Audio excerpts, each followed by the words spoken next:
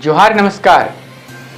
खबरें जो रहती हैं चर्चा में, खबरें जिस पर बातें होती रहती हैं, कुछ नवीनतम ताजा खास खबरों में से कुछ खबरों पर आइए नजर डालते हैं।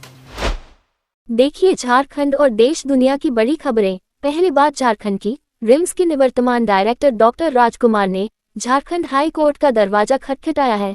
डॉक्टर राजकुमार ने याचिका दायर कर अपने लिए इंसाफ की गुहार लगाई है। उन्होंने कहा है कि जो इल्जाम लगाकर उन्हें पद से हटाया गया है वह बिल्कुल गलत है। डॉक्टर राजकुमार ने कहा कि रिम्स गवर्निंग काउंसिल की बैठक में या उसके बाद भी उनसे इस्तीफा देने को कहा गया होता तो वह बिना देर किए तुरंत पद से इस्तीफा दे देते और वापस उत्तर प्रदेश चले जाते। रामगढ़ में रांची रोड इलाके में महिलाओं का प्रदूषण के खिलाफ 1 महीने से भी ज्यादा समय से आंदोलन जारी है। वहीं रामगढ़ में ही जमीन के नीचे सुलगती आग का भीषण मंजर दिख रहा है। झारखंड के रामगढ़ जिले से एक ऐसा वीडियो सामने आया है, देखकर लोगों के रोंगटे खड़े हो रहे हैं। जानकारी के मुताबिक रामगढ़ के भुचुंडी गांव इस भीषण आग की वजह से संकट में आ गया है। CCL सेंट्रल कोलफील्ड्स लिमिटेड की कोयला खदान के पास बसे इस गांव में आग की लपटें अब धीरे धीरे जमीन की सतह पर दिखाई देने लगी हैं, जिससे लोगों के घरों, खेतों और जीवन पर गंभीर खतरा मंडरा रहा है। DGP अनुराग गुप्ता ने कहा कि अब हमारा पूरा फोकस चाईबासा में नक्सलियों को खत्म करने पर रहेगा। उन्होंने कहा कि नक्सली आत्मसमर्पण करें, नहीं तो गोली खाने के लिए तैयार रहें। बहुत जल्द ही झारखंड से नक्सलियों का सफाया कर दिया जाएगा। बोकारो के लुगू पहाड़ के इलाके में हुए शानदार एनकाउंटर के बाद झारखंड पुलिस का इकबाल बुलंद है। ऑपरेशन डकाबेड़ा के तहत इस एनकाउंटर में केंद्रीय कमेटी सदस्य विवेक उर्फ Prayag Manjhi, special area committee सदस्य अरविंद यादव और जोनल कमेटी मेंबर साहब राम मांझी को मार गिराया गया। जमशेदपुर में आजसू पार्टी का कहना है, जहां एक और ट्रैफिक नियमों के उल्लंघन पर पुलिस सख्ती दिखा रही है, वहीं दूसरी ओर शहर में हत्या जैसे संगीन अपराध खुलेआम हो रहे हैं, लेकिन पुलिस मूकदर्शक बनी रहती है। उन्होंने हाल ही में करनी सेना के राष्ट्रीय उपाध्यक्ष विनय सिंह की दिन दहाड़े हुई हत्या का हवाला देते हुए कहा कि घटना के बाद पुलिस सिर्फ आश्वासन देती रही और शव घंटों जमीन पर पड़ा। ये प्रशासन की गंभीर लापरवाही को दर्शाता है। जमशेदपुर में ट्रैफिक पुलिस के रवैये के खिलाफ आजसू पार्टी ने सोमवार को पोस्ट कार्ड अभियान चलाकर विरोध किया। राज्य की पुलिस अब आम नागरिकों को भी अपराधी की नज़र से देखने लगी है।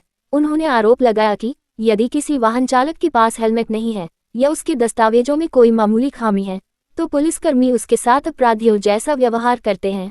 लोगों को घंटों तक रोका जाता है और अपमानित किया जाता है। इससे आम जनता में भारी रोष है। भाजपा के प्रदेश अध्यक्ष एवं नेता प्रतिपक्ष बाबूलाल मरांडी ने दुख जताते हुए एक्स पर पोस्ट कर रहा कि पुलिस प्रशासन का कार्य अब केवल कोयला और बालू लदे ट्रकों और दोपहिया वाहनों से अवैध वसूली तक सीमित रह गया है। रांची नगर निगम क्षेत्र के वार्ड 34 स्थित गंगानगर में रांची सिटीजन फोरम की बैठक अध्यक्ष दीपेश निराला की अध्यक्षता में संपन्न हुई, जिसमें उपस्थित स्थानीय लोगों ने एक स्वर में पेयजल की समस्या से उपस्थित सभी पदाधिकारियों को अवगत कराते हुए बताया कि रात में भी पानी के लिए काफी मशक्कत करना पड़ रहा है। पुराना बोरिंग खराब पड़ा हुआ है। इस क्षेत्र में नए बोरिंग का नितांत आवश्यकता है। साथ में सड़क निर्माण के साथ में नाली का निर्माण नहीं होने से क्षेत्र लोगों को असुविधा हो रही है। काफी स्ट्रीट लाइट खराब है, जिसकी वजह से रात को छीना झपटी होती है। विश्व कराटे महासंघ ने स्पोर्ट्स कराटे एसोसिएशन के झारखंड राज्य के अध्यक्ष एवं Shotokan karate federation of India के मुख्य प्रशिक्षक हांशी मानस सिन्हा को ब्लैक बेल्ट की 8वीं दान की उपाधि प्रदान की। यह उपाधि कराटे इंडिया ऑर्गेनाइजेशन के अध्यक्ष हांशी भरत शर्मा के रिकमेंडेशन पर विश्व कराटे महासंघ के अध्यक्ष हांशी एंटोनियो स्पिनोज जी के द्वारा प्रदान की गई है। ब्लैक बेल्ट की 8वीं दान देश के सबसे सीनियर कराटे प्रशिक्षकों को ही दिया जाता है।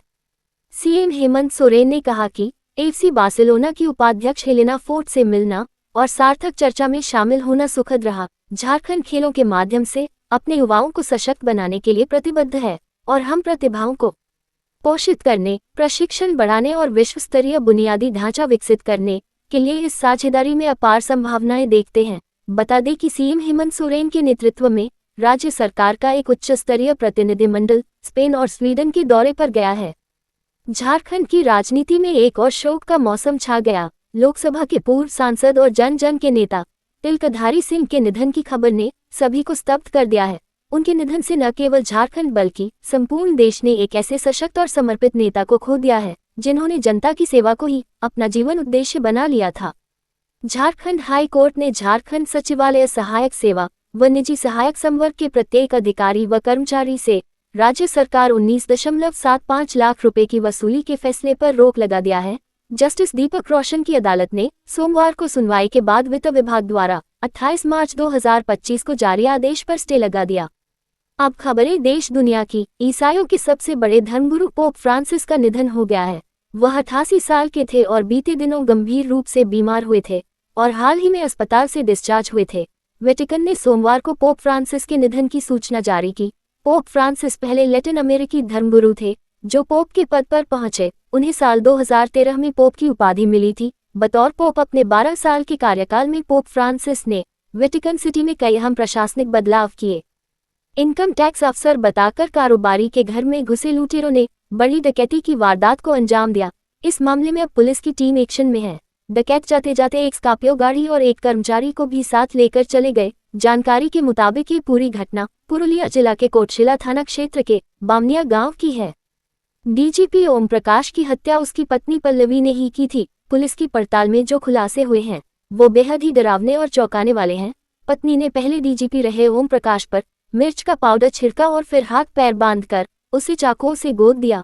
पत्नी ने बताया कि मिर्च पाउडर फेंकने के बाद डीजीपी छटपटाने लगे और इधर उधर भागने लगे। पत्नी ने डीजीपी ओम प्रकाश पर लगातार मारपीट करने व प्रताड़ित करने का आरोप लगाया।